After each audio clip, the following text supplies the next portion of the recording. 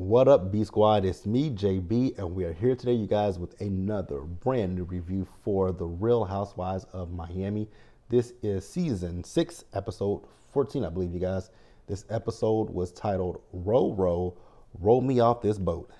Now, before we go ahead and get into this, if you guys are watching this video or any other video on the channel and you guys aren't subscribed to the channel yet, then I need you guys to do me a solid favor and stop taking me out on this date and then having me pay for it at the end of it. You guys know the routine. You can do me that favor by liking the video, subscribing to the channel, and also by turning on your post notifications, you guys. And with that out of the way, without further ado, let's go ahead and jump into this episode of Housewives of Miami, guys. Sorry, I had to think about what I was reviewing again. All right, you guys, so this episode, Dr. Nicole has finally made it down to Mexico City, right? You guys remember she had to work, and so she took a red eye down there to be with the ladies. So she's talking to Julia and, asking Julia, like, hey, girl, Lawrence had texted me last night, sent me a voice memo and was like, be glad you're not here. So, what is her name? Julia was just telling her about the things that happened at the at dinner the night before, with the men coming out there and having on them banana hammock underwear and all that stuff, right? Now, again, like I said last week, that dinner that they ate, I was just like, wouldn't have ate it. Couldn't have been me, wouldn't have been me. Just ain't no way in hell it would have ever been me. But hey, they ate that dinner. Again, like I said, JB, I need more food than that. Like, you can't bring some little shit to my table and say, oh, this is dinner. Girl say, huh? Nigga say, what? I think the fuck not. That ain't for me. You got me fucked up with somebody else, right? That's all I would have to say. But yeah, I'm rambling so I will say that this episode, it didn't give a lot in the beginning, but then when we got to the end of it, Lisa, oh girl, you doing a lot, and you doing a lot, sis, a whole motherfucking lot. That's all I got to say about Lisa. We'll definitely delve into her once we get to her. But so this is the day that the ladies are going to be going to the church, right? One thing I will say, they all looked good going to the church, but I was like, why is there, you just saw boobs galore. You saw boobs, you saw skin, you saw Lisa with her midriff. I was like, wow, we got a lot going on in this here scene. But I was like, okay, it is what it is, right? I ain't mad at the girls. Do what y'all gotta do, right? So they went to the church, and what I will say is it was very emotional, especially watching Gertie at the church, right? Because when Gertie was talking about how scared she was, I was like, oh my God. I kind of broke down, and I was crying. I was on the verge of crying. I did not cry, but I was like, my God, I can't even imagine what Gertie is going through at this point, because it's a scary situation. Like, you're faced with your own mortality at this point. So, but again, like I've said for the last few weeks, we know that, Gertie is currently in remission. So we're going to continue to wish nothing but good vibes. We're going to send nothing but good vibes and positive vibes to Gertie. And we're going to hope that the cancer stays where it is and never returns, right? So that's all. What I also will say is, as much as I don't like Larsa, you guys, I gotta give it up for old Lars, because Larsa was there for Gertie, right? She was hugging Gertie, and I was like, oh, you do have a softer side to you. That plastic hadn't got to you. The plastic hadn't really got to you like that, right? But let me know what you guys thought about that, and we'll pause here and go ahead and move forward, you guys. All right, you guys. So everyone was there with the exception of Adriana. I forgot, Adriana just trying to get herself together because, the next day is her performance, right? And so, child, is never ending saga of Lenny and Lisa, baby. Whew.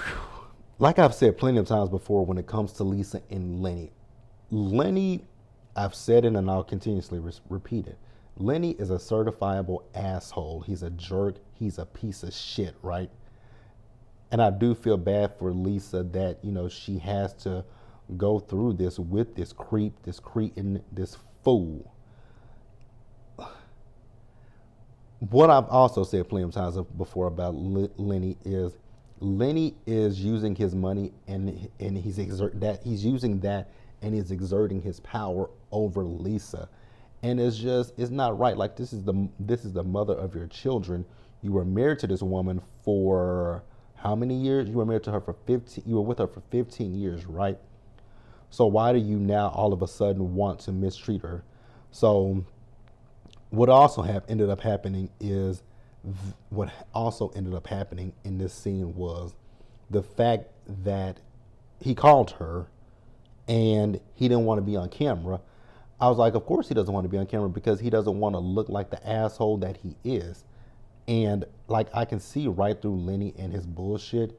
Lenny thinks he's slick and sly, but he ain't. Like, you got the right one in Lisa. That's what I'll say about that. You got the right one in Lisa, because anybody else, I don't think Lenny would be able to get away with half the shit that he does. And again, like I said, the reason why Lenny is able to get away with the shit that he's able to get away with is because of the fact that he is the sole provider, the breadwinner. Lisa is not. So he's able to use his money and his power to his advantage. So, like I said, he didn't want to be on camera.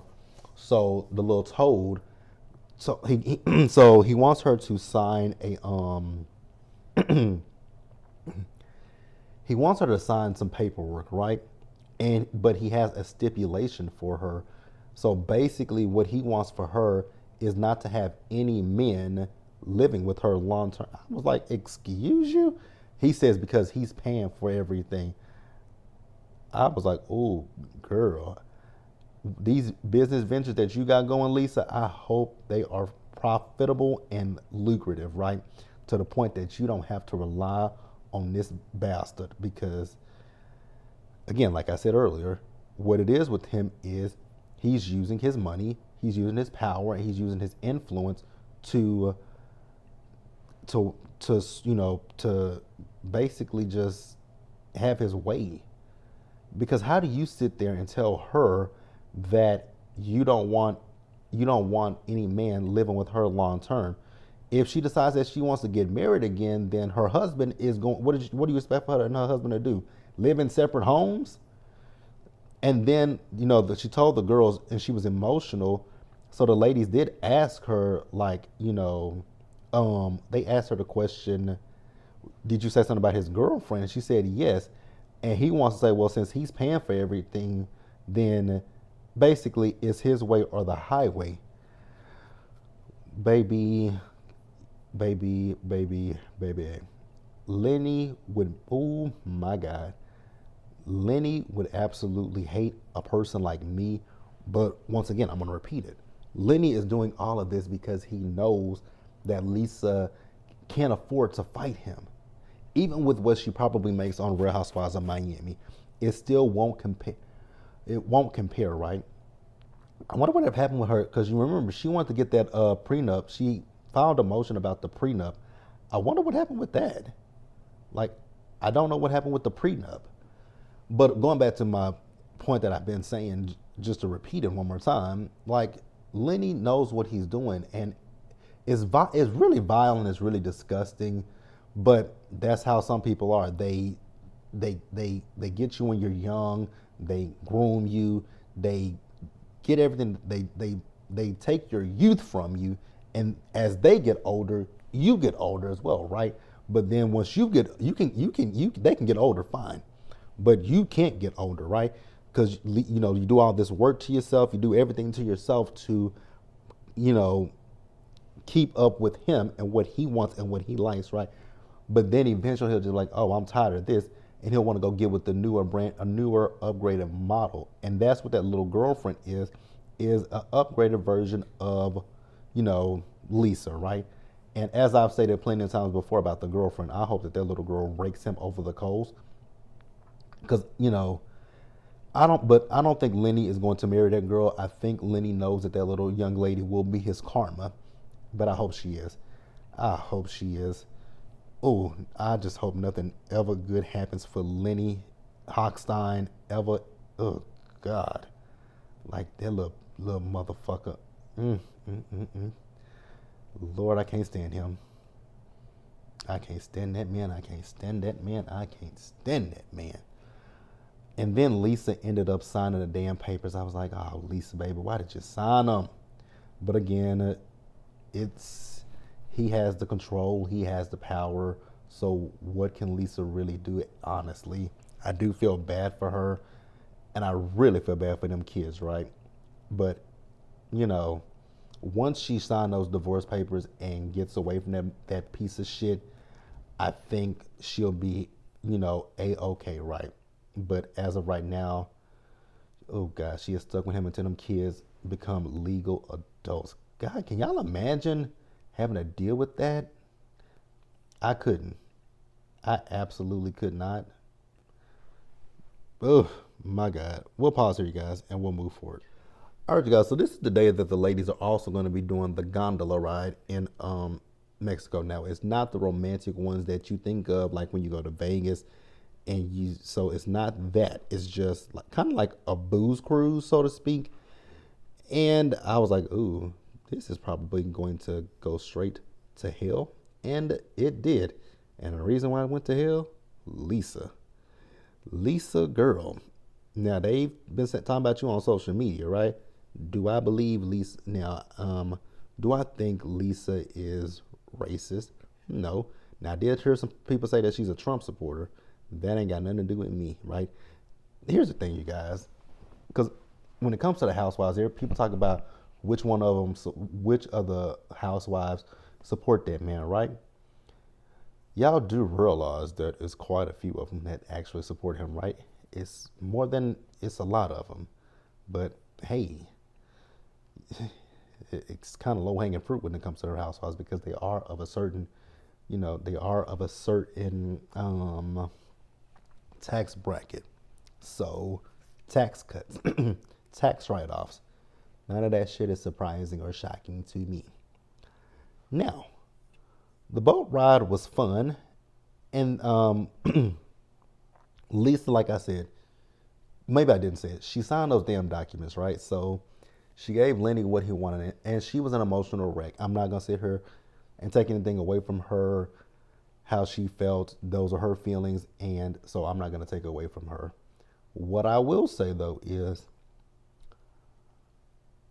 she went from crying to wanting to row the boat to wanting to feed the damn animals the dogs.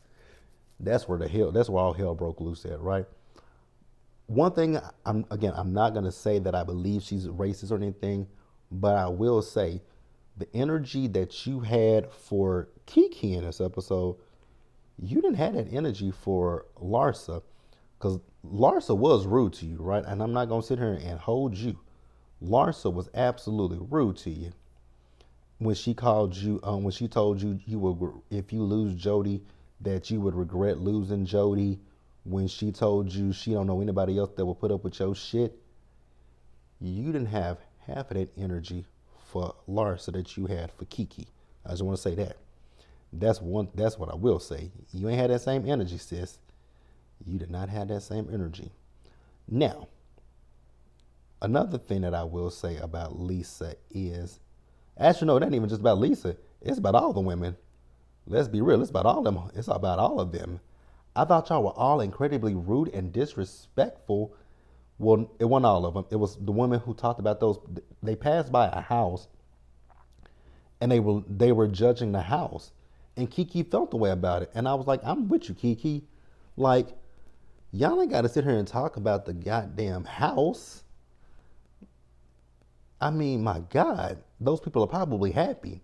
Then Lisa decides she wants to feed the damn dogs because she thinks that the dogs are not being fed.